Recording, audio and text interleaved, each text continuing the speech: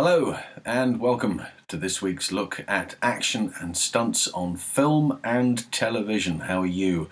Good to see you once again. This week we are in Oscar territory because the movie that we're looking at is from 1991 and is Kevin Costner's Ode to the West. It is Dances with Wolves.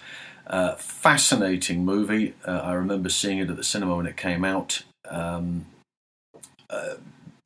It's likened to the great westerns of yesteryear, and nobody was really doing westerns. You know, later on, The Unforgiven came along, and Clint had always sort of pushed that boundary as far as the western movies were concerned, but there were a great many options left, and bearing in mind that Kevin Costner not only decided to star in it and direct it, but he also befriended the writer of the film a long time before production ever went into the works, and more importantly, other studios had turned it down left, right and centre. Action-wise, there was going to be a lot of traditional horse work, but there was also going to be a great deal of work for Sioux Indians, which are portrayed in the picture.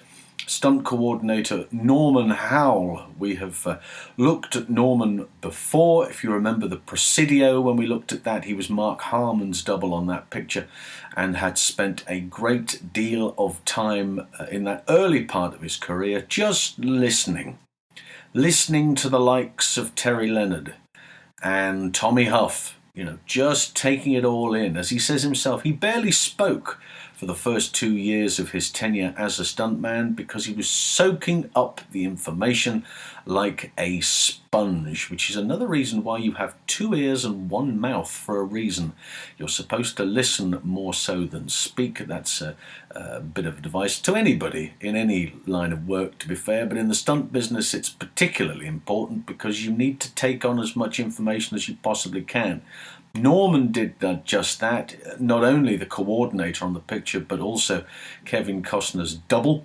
As we will see in the footage later on, there is a significant amount of work involved. But really, hats off to Kevin Costner for this one. Norman Howell is the first to agree. So why don't we have a look at the action? And it goes very much like this. So, Dances with Wolves. A remarkable movie, and Kevin Costner, hats off to him for doing so much of this on his own. He's under supervision, of course he is, but a massive proportion of what is going on is him on his own, taking responsibility. So I think it's probably best at this moment that we hear from him. Let him explain what's going on. The guys we had ride, the Native Americans, were wild, and they were great rodeo riders. You should have seen these guys walking around town. That's why Kevin likes to do so many of his own stunts. He was up on the horse every day, riding again and again and again, and this is, shooting his gun.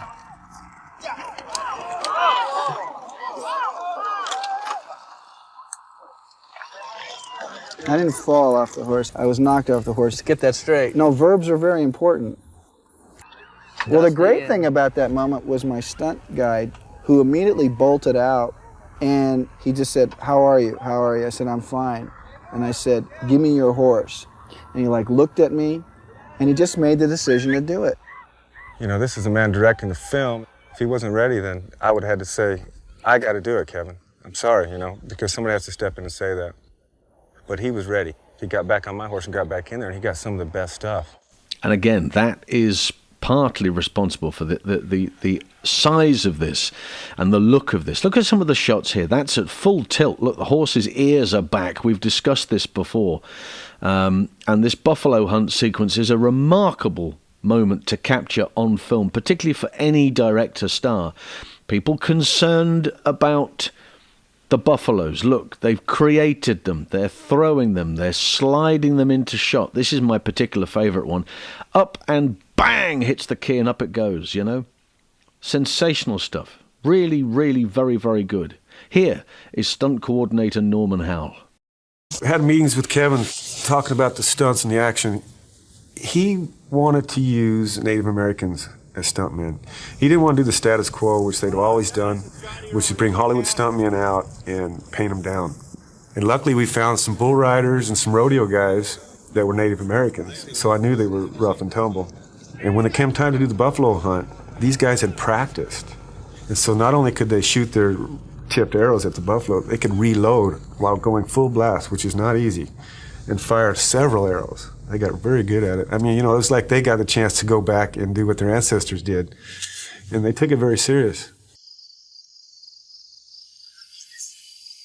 Right up to the point where they were about to roll cameras, we still didn't know if I was going to do it or if Kevin was going to do it. And just before they crested over the rise, Kevin said, I'm going to do it. So he jumped on his horse and he got up on top of the hill and he came down into the shot. All of a sudden, out of nowhere, one of the Indians' horses ran off and ran right in the back of Kevin's horse. Kevin didn't see it coming. That was a little tense, you know. I was down, and when I realized I wasn't really hurt, you know, and I could see the buffalo coming, and I looked off to Norman Howell, and I just waved him in, and I thought, man, you know, and this was a low-budget movie. I go, there goes our herd. I thought, we're going to lose this shot. I got on the horse, he ran out, and we took off, and we ended up with a couple shots that made the movie. A number of those sequences actually made the movie. These particular moments here, anything's possible. You know, the horse can stick its foot in a hole and fall over, and yet he's got both hands off and he's controlling the gun. It's magnificent. Norman had his hands full.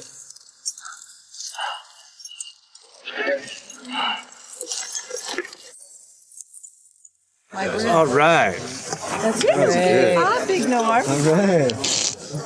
Nice one, Norman. Thank you. Are you going to do it over? No, one time.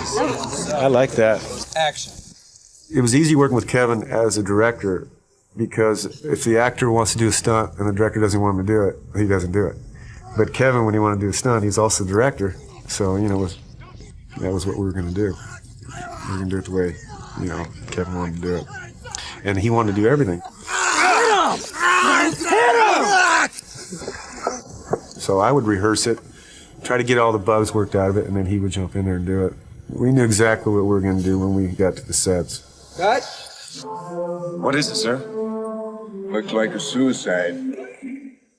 The only thing that was a big surprise was in the Civil War sequence when Kevin was riding the buckskin out there across the pasture. Riflemen were firing and they were all missing him, and then he threw his arms up in the air and took his hands off the reins. That wasn't talked about at all. And I was standing behind the fence. It was all in a big pasture, so there was fences all the way around it. And he had his hands and his eyes closed, he's like this, and he got closer and closer to that fence. And I said, Kevin, look up, look up. And he finally opened his eyes and he picked that horse up. That was one of the things that was very spontaneous and surprising. Some of the sequences, we'll take a look at this one here, which is, it's called Death of Cisco. Cisco is the horse. And again, another shot. This is Kevin riding across, coming into shot, coming down, sees the fort, and then pulls up, noticing that he's looking at, he's focused on that there. What he hasn't seen is the stage moving across, the wagon moving across. Right, there it is, and the guys on board, they've spotted him, and now they start shooting at the horse. Now, you've got a horse, maybe a number of horses here. You've got a falling horse, and you will also have a horse that's good with gunshots going off, falling down, being brought down on the rein. Classic horseful. So, there we go. Dances with Wolves. Kevin Costner really is quite a character. You know, to be knocked off a horse at speed like that, and to get up and say to Norman, "Get off your horse, I'm doing this," takes balls. And again, we're looking at the whole situation in a larger picture, because we have referred to Tom Cruise and what he does in those Mission Impossible pictures as an executive producer. He takes on board the role and makes it very clear that he is the individual doing this for real. Now, this is way before this, right? This is a very important movie for actors to be involved in the action, but as a director, Costner is taking on a really different role, a very dangerous role in certain cases. It's bad enough when the actor gets injured. When the actor gets injured, well, that's production sorted for some time. They can't do a great deal about it. When the director is injured, similar situation, the production would need to close down. Norman Howell made it very clear there that he has to make a decision as a stunt coordinator whether Costner is capable of doing the job. Doing the job of riding the horse at speed. No hands. In that opening sequence, he's got his eyes closed, he's got his arms outstretched. He is in character. And as Norman said, that wasn't prepared. There was nothing that had said, I'm going to do this. He never mentioned it at all. And yet there he is doing it and doing it very, very well indeed. And that Buffalo charge there, of course, wanting to do it because it's never really been captured on screen before. There have been movies where there have been charging animals, but not like this. And then also the very, very clever work of the special effects team. Again, the amount of people, the amount of complaints that they had, the Humane Society, the Animal Society, go, look what they're doing to buffaloes. They're not doing that to buffaloes. These are created for the purpose of the exercise. It needs to look real. If they have convinced you that that is a real buffalo, their job is done.